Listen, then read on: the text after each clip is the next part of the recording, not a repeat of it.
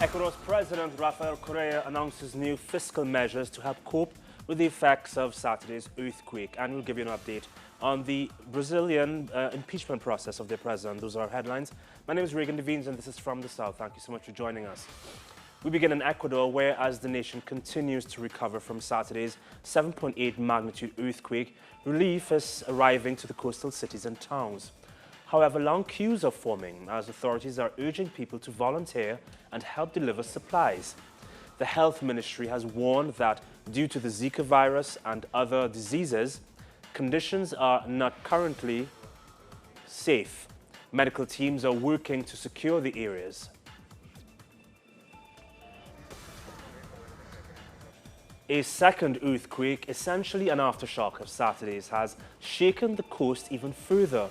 The earthquake, measuring 6.2 on the Richter scale, came just as rescue teams were meeting the 72-hour deadline to rescue survivors.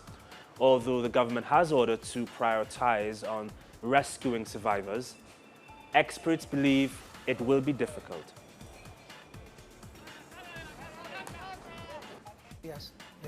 Ecuadorian President Rafael Correa has announced a new set of measures to pay for the post-quake reconstruction. On Wednesday night, he explained that taxes will be raised and new temporary income taxes will be introduced to help gather billions of dollars, which authorities estimate will be the cost of the damages left by the quake. Hundreds of Brazilians are signing a petition to remove lawmaker Jair Bolsonaro from Congress. Bolsonaro dedicated his impeachment vote on Sunday to a notorious dictatorship torturer. Parties and intellectuals from different ideologies have rejected Bolsonaro's actions. However, his party, the Progressive Party, is considering him for a presidential candidacy. Meanwhile, Vice President Michel Temer from the right-wing opposition PMDB has met with his party's interim president Romero Jucá. The party is leading the push for impeachment against President Dilma Rousseff after officially breaking off an alliance with the governing Workers' Party. If Rousseff is impeached, Temer will be sworn in as president. Both Temer and Jucá discussed the Petrobras corruption scandal and the image of Brazil in the eyes of the international community. And a bike line collapsed in the city of Rio de Janeiro, leaving 2 people dead. The elevated bicycle path was built ahead of the Olympic Games, which Rio will host. The collapse of the line is now raising concerns over the safety of the new facilities built specifically for the Olympic Games. Since her election, Chilean President Michelle Bachelet has pushed a series of education reforms which were part of her campaign promises. However, students are protesting that the reforms are being implemented too slowly. The students were met by Chile's notorious military police, the Carabineros, who clashed with the demonstrators. One of the main concerns being raised by the organizers of the protest was the impunity which Carabineros enjoy, as their crimes are tried by a special tribunal and not by the civil courts. Banks are closed for 48 hours in Argentina as bank workers protest massive layoffs and demand a salary increase. The government has insisted that a raise will only reach 26%, a number based on the inflation target set by the government itself, while the bankers' workers are arguing that their calculations show a 36% inflation by the end of the year. Meanwhile, in the Senate, the opposition scored a significant victory, passing a law which prevents employers from firing workers until the year 2017. The measure comes as over 20,000 workers have been laid off since President Macri came to power. Opposition senators believe that the government has willingly allowed the layoffs to present itself as a market-friendly administration.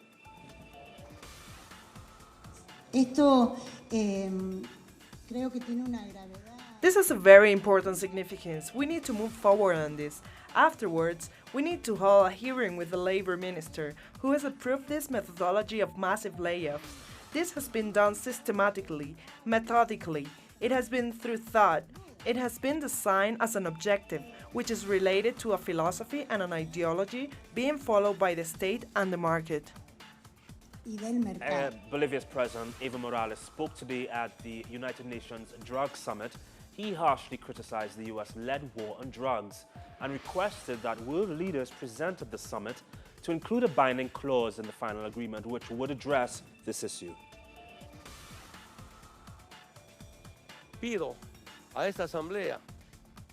I call on this assembly to add specific action to free ourselves from the problems of drugs as an excuse for domination.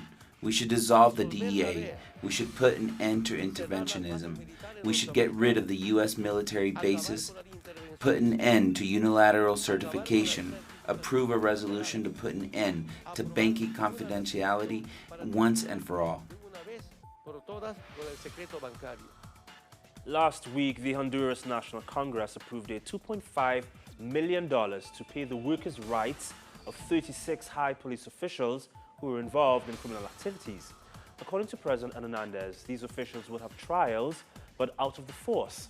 International pressure, however, forced the government to change its decision because it seemed as if the accused were being rewarded.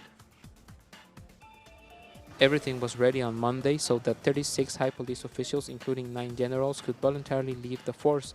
They could receive the complete payment of their service despite being accused of being part of criminal organizations, and despite the assassination in 2009 of anti-drug director Aricide González, and the assassination of his successor Alfredo Landaverde in 2011.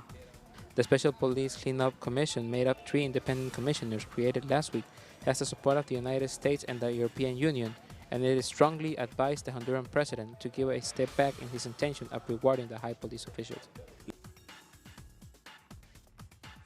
The Commission decided to suspend this early retirement procedure to do a punctual investigation of any legal cause, penal accusation, any kind of denounce in the Court of Auditors, or in any investigation or illicit enrichment that could show that the high officials of the generals didn't have the right for that kind of retirement. We have taken the decision of investigating first the profiles and track records of the generals before giving them any work benefit. Someone who has committed a crime does not deserve to leave the police with honors. On October 22, 2011, Carlos Pineda and Alfredo Vargas were murdered, something common in those days when in Honduras young people appear shot dead without any explanation. The difference was that Vargas was the son of the Honduras National University rector Julieta Castellanos. The investigation showed that the young men had been killed by police agents. Since that day, the rector and Aurora Pineda, mother of Carlos, have been one of the strongest voices against corruption in the police. Pineda believes that this cleanup will be more of the same.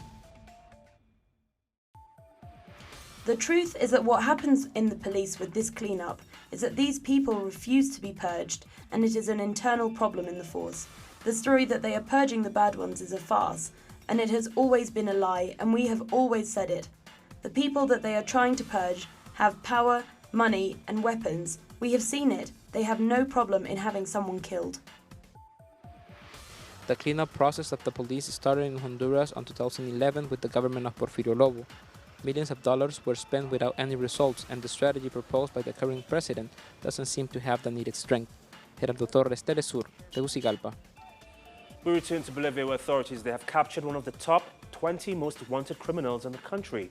The man captured, Edgar Gutierrez, is believed to be a second-rank leader of the paramilitary group clan Usuaga, which paralyzed the country earlier this month. Another 6 members of the group were also captured during the operation.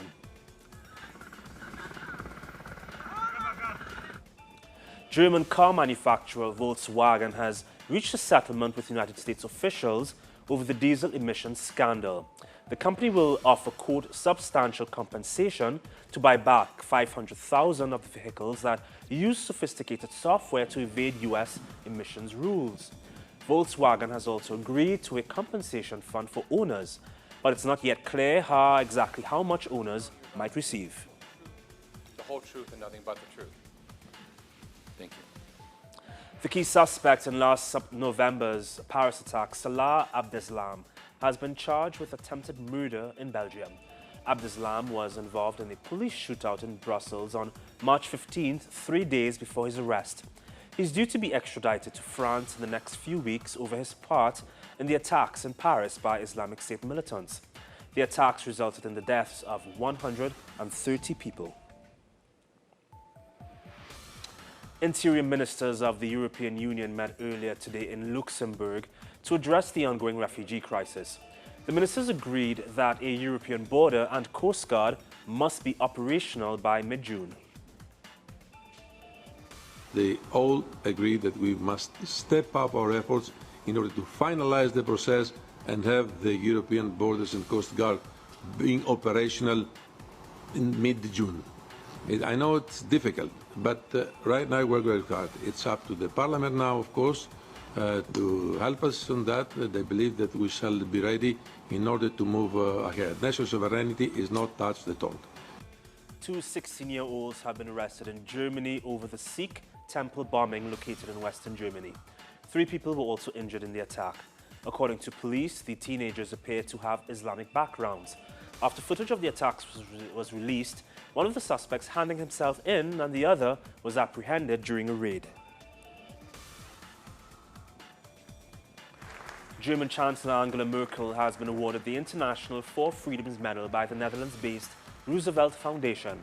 According to the organization, Merkel has been honored for her work on Europe's wave of migration and for her mediation of the conflict in Ukraine. The institution added that she had shown, quote, great moral leadership as Chancellor of all Germans. Russian President Vladimir Putin held a meeting with members of the Security Council of Russia to discuss the deteriorating situation around the Syrian peace talks. The negotiations in Geneva are under threat of collapse after a delegation of the Syrian opposition HNC suspended its participation. Already 10 out of 15 members of the committee, including the head of the delegation, Assad al-Zubi, have already left Geneva. While world leaders were in discussions in Geneva, several international delegations visited Damascus this week. The visits coincided with discussions in Geneva, where discussions on humanitarian aid and solutions to the Syrian crisis were held. Our correspondent Hazim Abdullah reports from Damascus. Have been flocking to Syria recently in an effort to try and come up with solutions to the Syrian crisis. This week, a delegation of French parliamentarian members were in Damascus. They emphasized the need for concerted effort to stop the war and the return stability to Syria. We came here today because of the humanitarian situation and the crisis that affects everyone in the region, not only for the Christians or for the East, but for everyone from all sectors. Our message is that we are against all death, the death institutions made by terrorism, which are destroying people's lives and their future. A Brazilian delegation was also in Damascus this week. They delivered 7 ambulances from the Syrian community in Brazil to the Syrian Health Ministry. They confirmed that they are ready to offer support to the Syrian people to alleviate their suffering from the ongoing war. We are pleased with the work that we have done. This is the beginning of a campaign to secure and deliver humanitarian aid to the Syrian people. And it is important that we recognize the situation in Syria closely and convey the truth. Meanwhile, the Chinese Special Envoy for Syria arrived to Damascus Thursday, 21 of this April, and confirmed in a meeting with the Syrian Foreign Minister that his country has again called to restoring security and stability to Syria and supporting the intra-Syrian dialogue to solve the crisis. Hazim Abdullah, teleSur's, Syria. About 200 families fled Islamic State-held villages in the south of Mosul and headed to army positions to find shelter on Wednesday. According to the military, a further 500 families escaped the fighting this Thursday. It also distributed food and water to the families. Backed by Kurdish forces and a US-led coalition, Iraqi forces recently launched the attack to liberate the northern province of Nineveh from Islamic State. Yemen's Shiite Houthi rebels and their allies have joined the delayed UN-brokered peace talks in Kuwait. The Houthi rebels' participation came after assurances that pro-government forces supported by Saudi Arabia and its allies would respect the current truce. The talks were due to start on Monday, but were delayed by a rebel protest over alleged Saudi violations of the ceasefire, which went into effect on April 11th. The U.S. ambassador to the United Nations has met with campaigners for the girls abducted 2 years ago in Nigeria by Islamic group Boko Haram. The ambassador said the U.S. will never give up on the missing Chibok girls. You know, we heard questions asked about what more we could do on abductions and kidnappings, particularly with the Chibok girls. And that's something, again, we look forward to discussing with the Nigerian government. We share whatever information we have in a timely fashion. But obviously, this is a goal of bringing back those girls or the other abducted that we need to achieve. And the Solar Impulse 2 successfully took off from Hawaii earlier today, resuming a journey that had stalled on the island of Oahu since July 2015. The Solar Impulse 2 is an experimental plane trying to fly around the world without a single drop of fuel. The plane is now heading to San Francisco.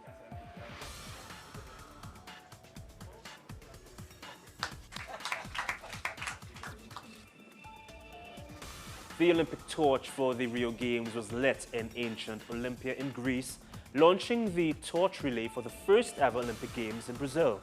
The four-month Olympic torch relay will cross part of Greece and scores of Brazilian cities before it arrives at Rio's Maracanã Stadium for the August 5th Games opening ceremony. One of the runners will even be a Syrian refugee who will take the torch through the Eleonas refugee camp in Athens. The move is an effort by the International Olympic Committee to shed more light on the refugee crisis. Music legend Prince was found dead at his home in Minnesota earlier this morning.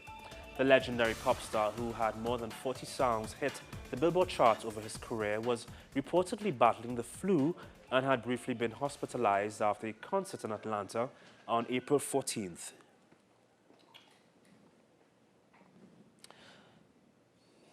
For more on these and other stories, you can visit our website, telesurtv.net/English, and you can feel free to join us on Instagram, Facebook, and on Twitter.